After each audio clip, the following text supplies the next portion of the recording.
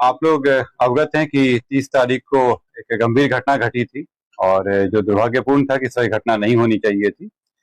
इस घटना में जो तारतर गांव है उसके समीप में दो पक्षों जो वहाँ प्रत्याशी थे, वो उन दोनों का काफिला आ रहा था और उन दोनों के बीच पक्षों में झड़प हुई और झड़प में पथराव हुआ, लोग घायल हुए और उसके बाद एक शव बरामद हुआ। उसमें जो दुलार चंद यादव हैं, जो 75 वर्ष के रहने वाले हैं, उसी गांव के पास के रहने वाले हैं, गफूर में भी आपराधिक इतिहास रहा है, उनका शव बरामद किया गया।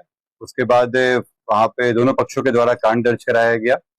कांड दर्ज होने के बाद अनुसंधान प्रारंभ किया गया। पुलिस घटना की सूचना मिलते ही तुरंत पहुंची थी वहां पे और वहां से साक्ष्य भी इकट्ठे किए गए।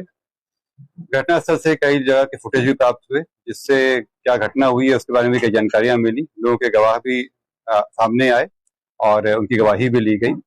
साथ ही कल मृतक का पोस्टमार्टम कराया गया, उससे भी हम लोगों को अहम सुराग मिले।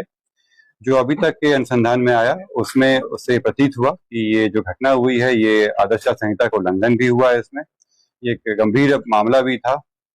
हम लोग इलेक्शन कमीशन के द्वारा निर्देशित भी किया गया था कि शांतिपूर्ण ढंग से इलेक्शन होना चाहिए और इसमें जब अनुसंधान किया गया तो पाया गया कि जो प्रत्याशी हैं वो वहां पे मौजूद थे, उनके सामने में घटनाएं हुई हैं और जो इस कांड के मुख्य अभियुक्त भी हैं अनंत सिंह, उनकी आज गिरफ्तारी बेड़ना गांव से किया गया है। इसमें हम लोग को जो जानकारी प्राप्त हुई थी, इनके दो सहयोगी भी इनके साथ में थे जो उस घटना स्थल पर भी थे और उनकी भी गिरफ्तारी की गई है। ये दो व्यक्ति हैं मणिकांत ठाकुर जो नदवा गांव के रहने वाले हैं और दूसरा रंजीत राम जो लदमा गांव के रहने वाले हैं।